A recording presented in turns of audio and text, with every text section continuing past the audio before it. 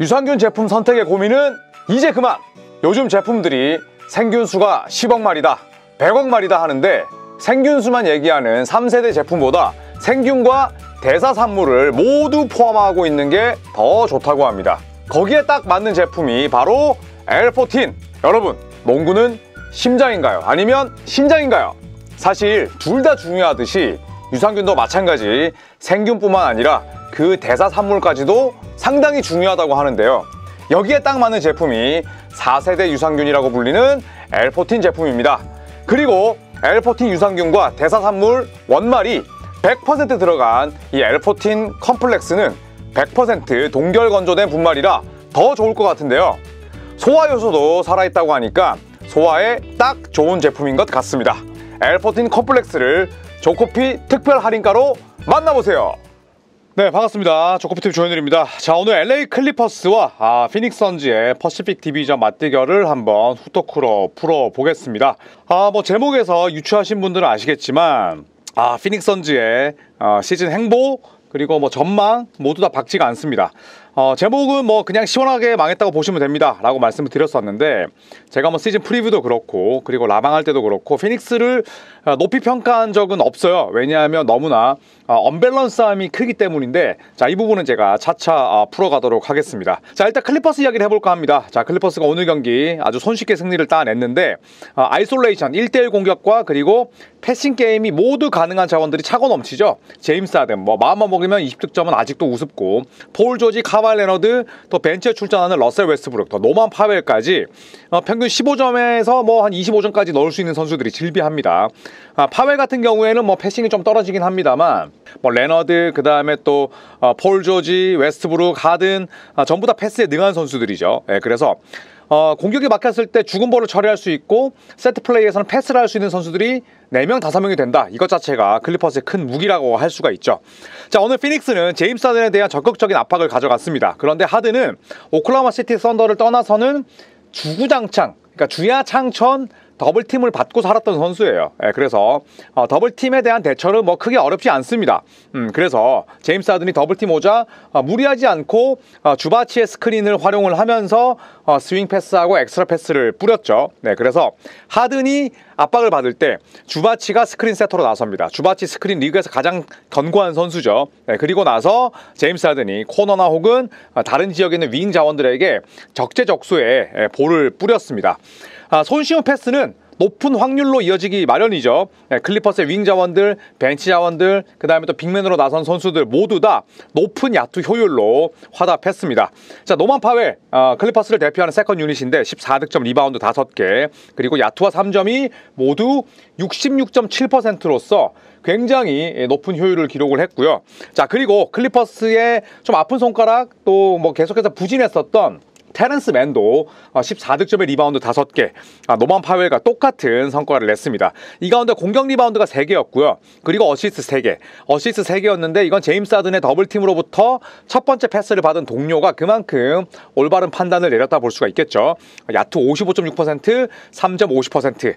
반대로 피닉스의 수비가 얼마나 헐거웠는지 알 수 있겠죠. 그러니까 슈퍼스타들이 아니라 롤플레이어들, 뭐 물론 핵심 식스맨이 또 노만 파웰이고, 테렌스 맨도 그동안 뭐 능력을 보여준 선수긴 합니다만 사실 롤플레이어들에게 이 정도 확률을 얻어맞으면 그 게임은 이길 수가 없습니다. 자, 그리고 벤치 자원인 러셀 웨스트브룩 역시도 짧은 시간을 뛰었습니다. 오늘 경기에서 15분 뛰는데 머물렀지만 9득점, 어시스트 7개, 그리고 턴오버 하나, 뭐 15분 동안 그냥 활개를 친 거죠. 그리고 자유투 3개를 모두 다 집어 넣었습니다. 짧은 시간이지만 제임스 하든의 핸들링에 대한 부담을 줄였고요. 그리고 상대와 벤치 싸움에서도 우위를 점하는 그 요소가 바로 웨스트브룩의 활약이었습니다. 자, 하지만 뭐 클리퍼스는 역시나 빅3의 팀이라 볼 수가 있죠. 웨스트브룩은 뭐 잠깐 빼놓더라도 폴 조지, 제임스 하든, 그리고 카와이 레너드로 이어지는 이 트리오의 활약이 돋보이는 팀입니다. 이 3명과 이비차 주바치가 오늘 경기에서 무려 80점을 합작을 했습니다. 자, 제임스 하든 19득점, 리바운드 7개, 그리고 어시스트 10개, 거의 트리플 더블에 가까운 활약을 펼쳤고, 자, 폴 조지도 오늘 31분 뛰면서 25득점, 그리고 리바운드 7개, 야투 52.6%, 3점 4개 포함해서 44.4%, 또 스틸 1개, 턴오버 하나로 맹활약했습니다. 자, 카와이 레너드는 뭐 어제 경기에서도 좀 잠잠했었는데, 자, 오늘 17득점에 그쳤습니다만 스틸이 무려 5개였어요. 예, 스틸 5개, 블락샷 하나, 허슬 수치 혹은 스틸과 블락의 합성화 스톡. 자, 이 수치가 무려 6개를 기록을 했고요. 이비차 주바츠, 어제 공격 리바운드 10개였거든요. 자, 오늘도 맹활약했습니다. 19득점. 야투 9개 중에 8개 집어넣었고요. 자유투 6개 중에 3개가 좀 아쉽긴 했습니다만 리바운드 8개, 어시스트 3개, 스틸 하나, 블락 하나, 턴오버 제로 맹활약을 했습니다.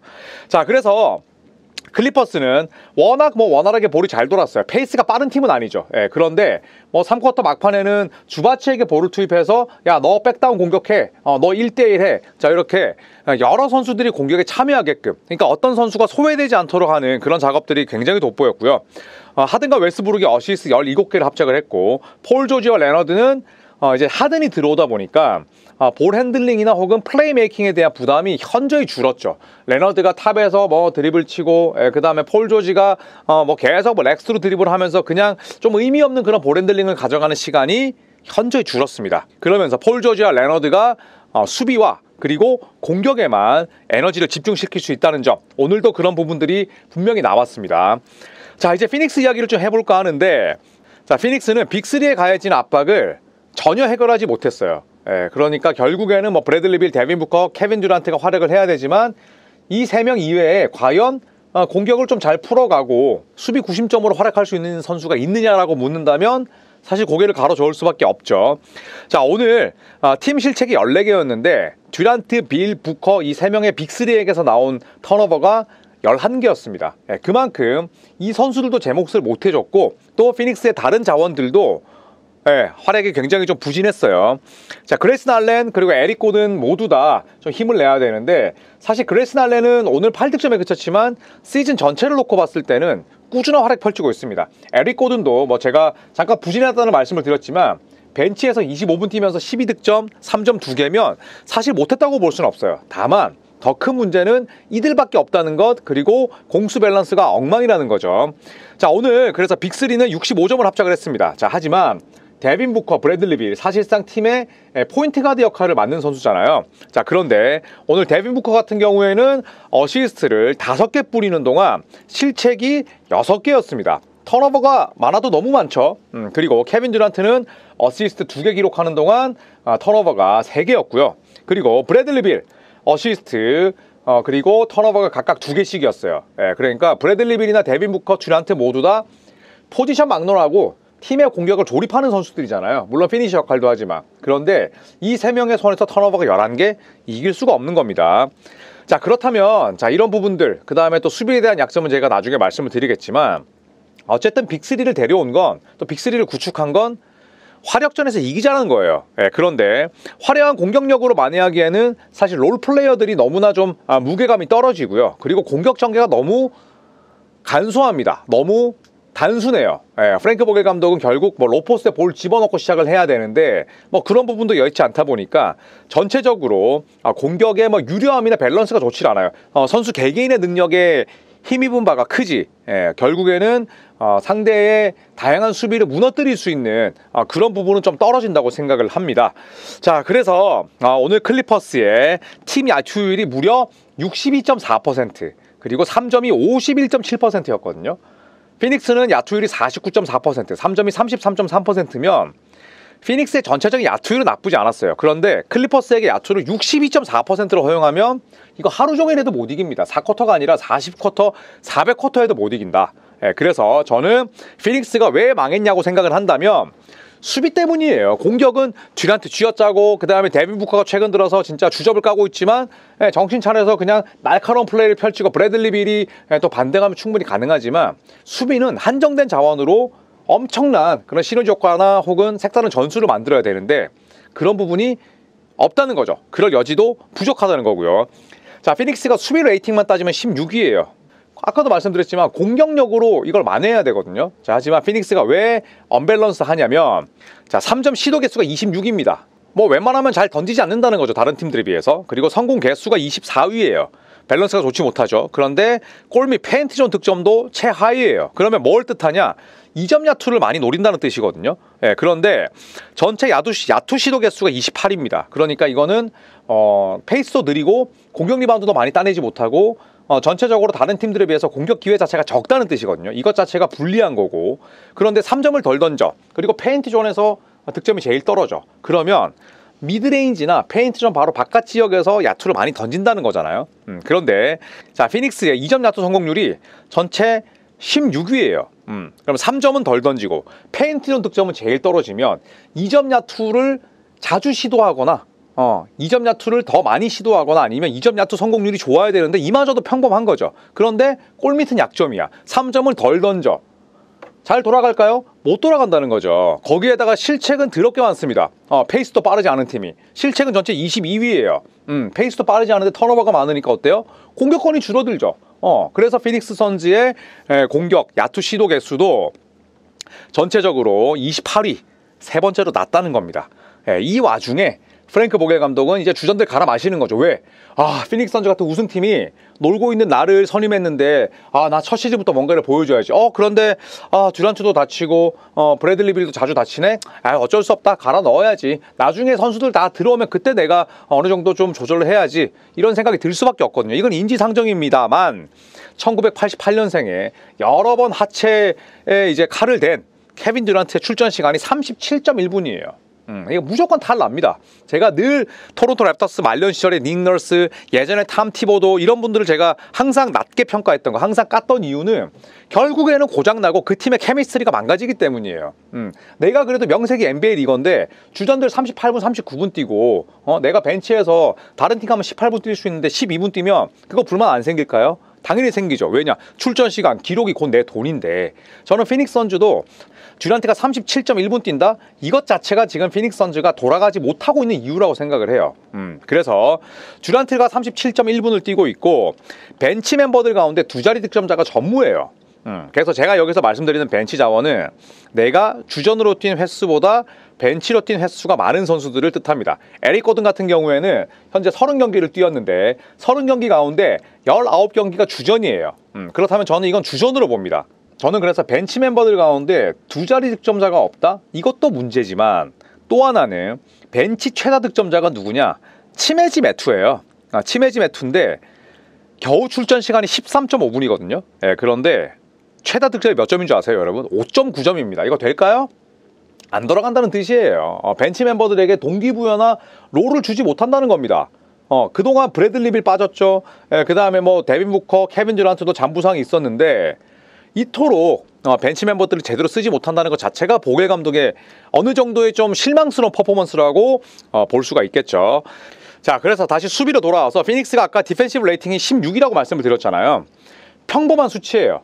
나쁘지도 않고 좋지도 않아요. 그런데 피닉스의 실제 경기, 그 다음에 오늘 LA 클리퍼스에게 60%가 넘는 야투, 50%가 넘는 3점을 허용한 걸 보면 여러분도 아실 겁니다. 이 정도면 거의 체감상으로는 디펜시브 레이팅이 꼴찌라 해도 과언이 아니다.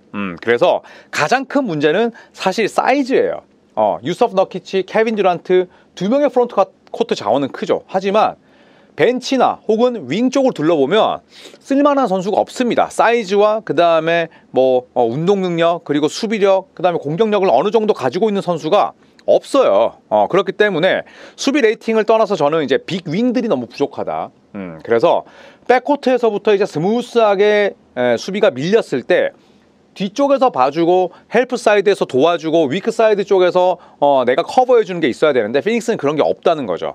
그리고 1선이 뭐 그레이슨 알렌, 그 다음에 뭐 에릭 고든, 데빈 부커, 그 다음에 뭐 브래들리 빌이라면 이들과 프론트 코트 사이에서 가교 역할을 해줄 수 있는 키가 큰 빅 윙들이 필요하잖아요. 뭐 파울로 방케로 같은 선수들, 제이슨 테이터, 뭐 이런 선수들 있잖아요. 아니면은 뭐 정말 파이터 기질을 지닌 수비수들, 뭐 에런 니스미스, 뭐 이런 선수들이 있어야 되는데 전무하다는 거죠.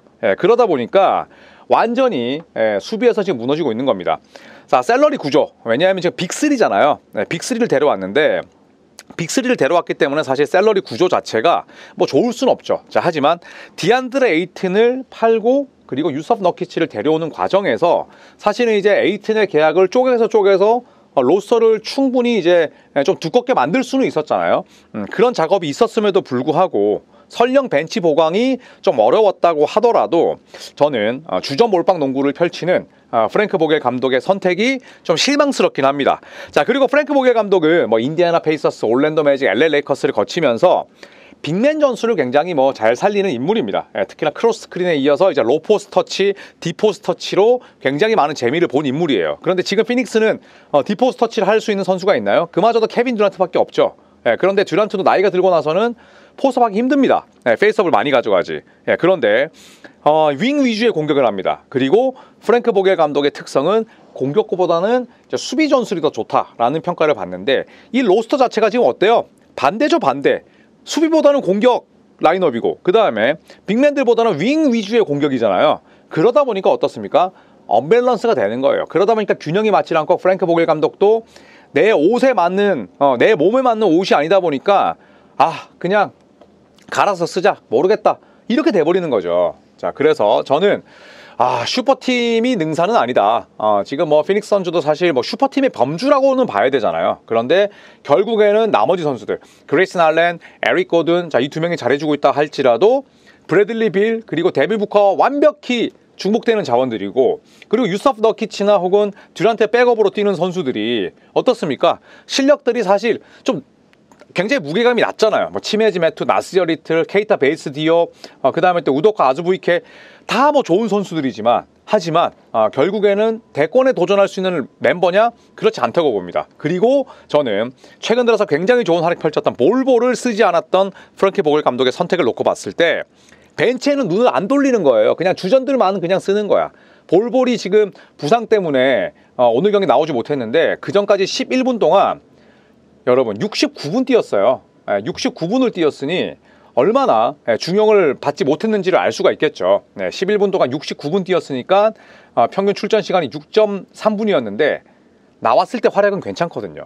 그래서 이런 점들을 봤을 때 저는 보겔 감독의 역량도 굉장히 아쉽고, 그 다음에 피닉스 선즈가 지금 이렇게 팀을 구성한 뭐 프론트 오피스도 저는 뭐 애초에 높은 평가를 하지 않았는데, 막상 뚜껑을 열어보니까 너무 심각하고, 또 지금 수비 전술 하나 제대로 구축하지 못하고 있는 그런 코칭 스태프의 역량을 감안했을 때 피닉스는 저는 시즌 내내 5할 승률로 싸우다가 뭐 일났다 하는 느낌이 딱 그려지긴 합니다.